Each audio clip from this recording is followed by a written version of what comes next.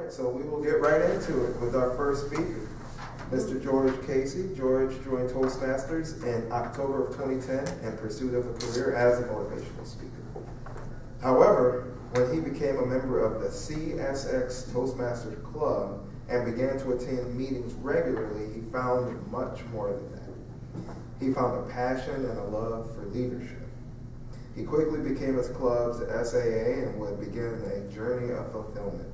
His love for Toastmasters and leadership led him to be an instrumental force in beginning a second club at CSX, in which he presided as the inaugural president. Over the next couple of years, he would go on to become Area 10 governor and then eventually serve as Division A governor. George's passion for the development of others as well as for himself has since become his driving force in life. Still on the path of motivational speaker, George spends most of his free time enjoying and attending regular Toastmasters meetings and inspiring others to find the greatness in themselves. Please join me in welcoming past Division A Governor, delivering the speech entitled Semper, Mr. George Casey. How long is the speech? 8, 10 to 15. 10 to 15. Good morning, fellow Toastmasters. Good morning. Good morning. To take the next moment or two to think about one word this morning.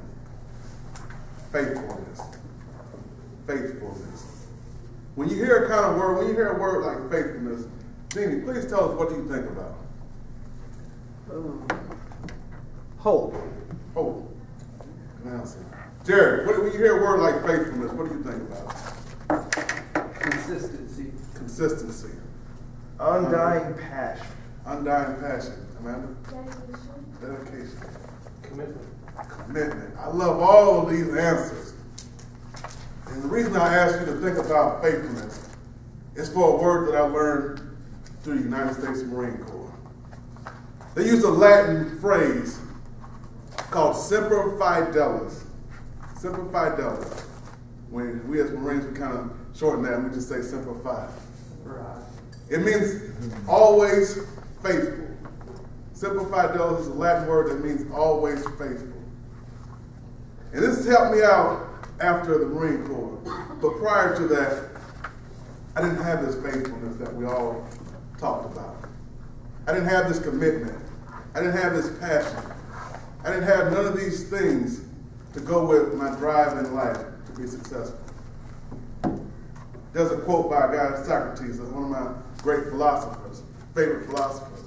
It says, the unexamined life is not worth living.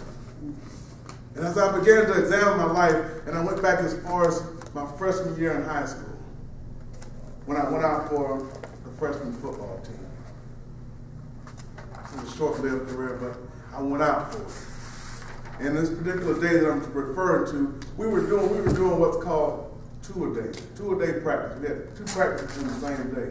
And then on this particular second practice, we were doing what's called up-downs. Now, up-downs, that's when you kind of run in place, and when the coach blows the whistle, you hit the ground and jump back up and begin to run in place again. For this particular day, we had done so many up-downs that I could barely feel my legs. I could barely feel my arms as I would try to push myself off the ground. And I would kind of roll and lift myself up and begin to run in place again.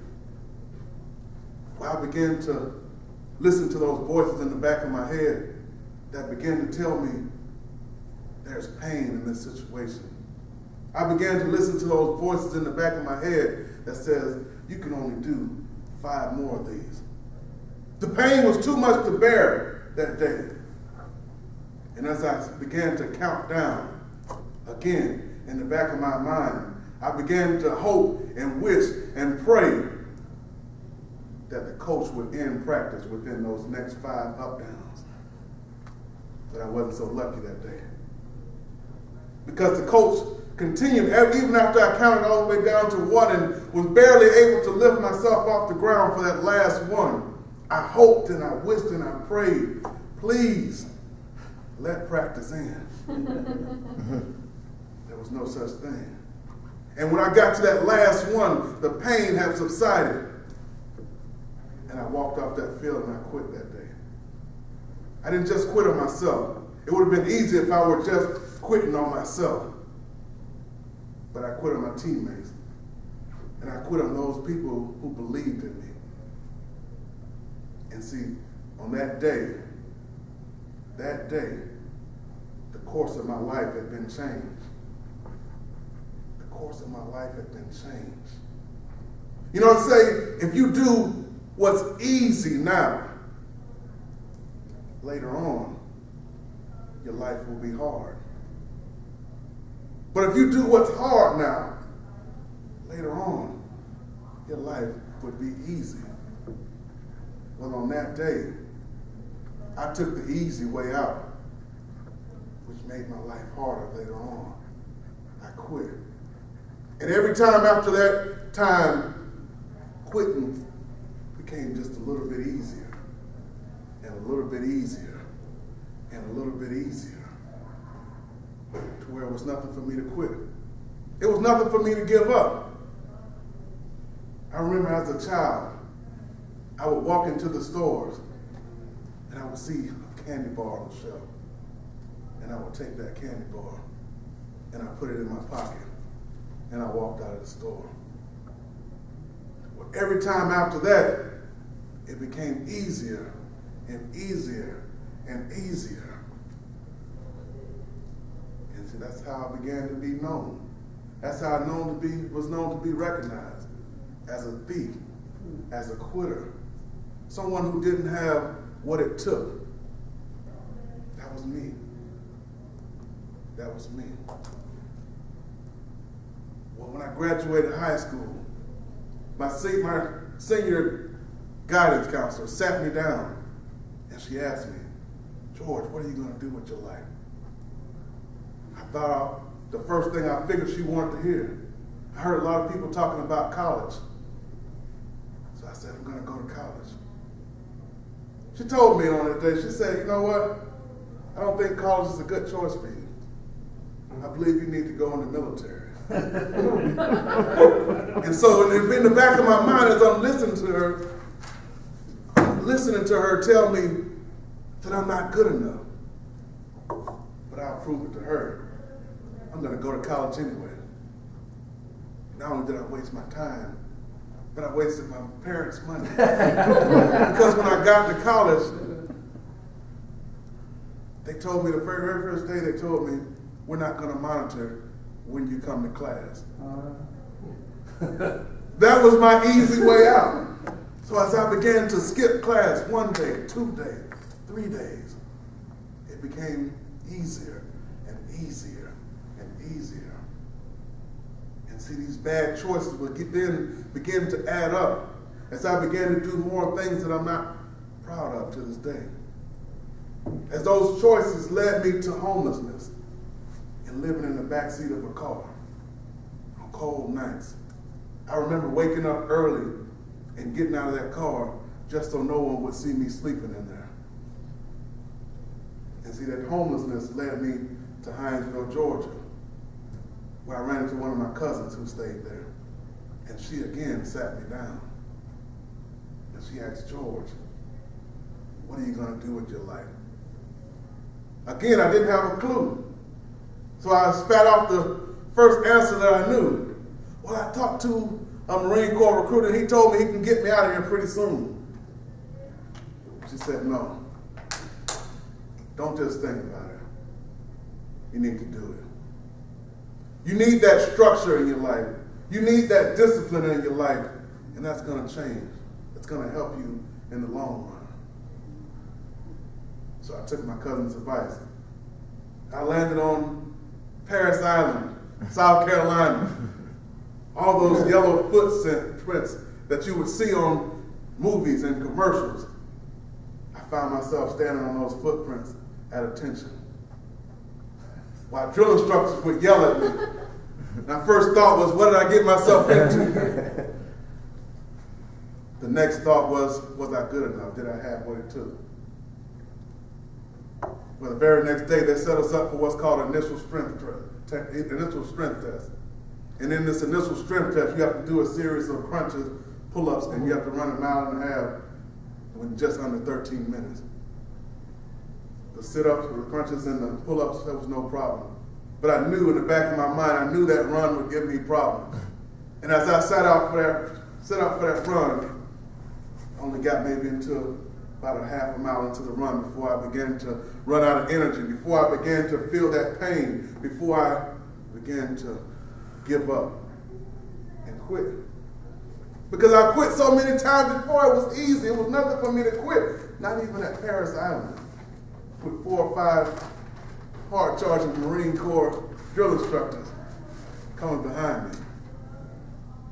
But that night, when I laid down in my bed, I began to think about what I wanted out of life. I began to ask myself, as my guidance counselor did, as my cousin did, George, what are you going to do with your life? And then that night, after a few tears, I made up in my mind that I'm going to become a United States Marine. And a drill instructor that I met when I first got there, he told me 7 words that would change the rest of my life, that would change the course of my life. He said, Casey, I'm going to bust your freaking heart. And those weren't the 7 words, but those are 7 words I'll never forget. The 7 words he told me is, Casey, pain is only weakness leaving the body. Pain is only weakness leaving the body. And I began to believe him as my body would go through torture day after day after day. And as I would do it, as I would go through that pain and endure that pain, I knew what I wanted was on the other side of that pain. I knew I wanted to be a United States Marine. Semper Fidelis, always faithful to God, country, Corps. Always faithful to myself. I wanted to be somebody. I wanted to be a United States Marine. So I fought through 13 weeks of hardcore training. Every day I paid the price through my pain, tears, sweat, blood. I paid the price. I earned the title of United States Marine. On February 23rd, 1996, on the parade deck at Paris Island in front of my family and friends, I earned that title. I earned that title. And see, setting it up, looking back on that, it changed the course of my life, becoming a Marine. Staying faithful to God, country, Corps. Staying faithful to myself. And I began to, after that, begin to ask myself, begin to challenge myself, what else can I accomplish? I never thought I would be a Marine. When I got back home, I found out that people were taking bets on just how long I would last. But I lasted the whole round. And in my mind, I didn't worry about the pain anymore. I stopped worrying about the pain, but started worrying about the purpose. The purpose.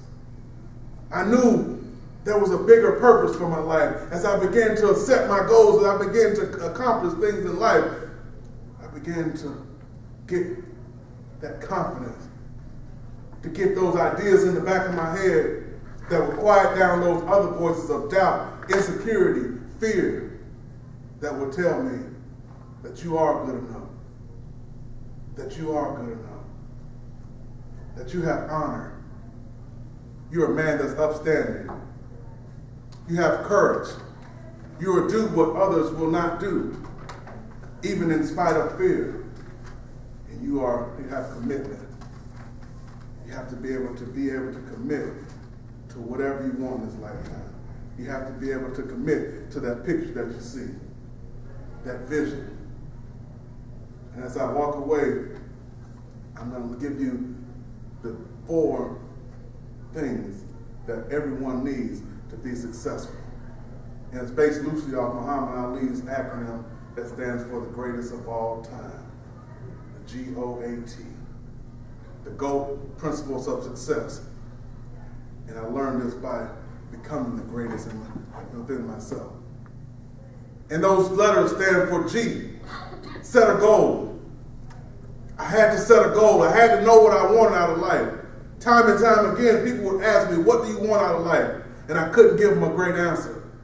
But now, I found myself knowing exactly what I want. I've aligned myself with my purpose, and I set goals to reach those accomplishments. And as I accomplish one goal, I always ask myself, what else can you accomplish? What else can you accomplish? The O is the outcome.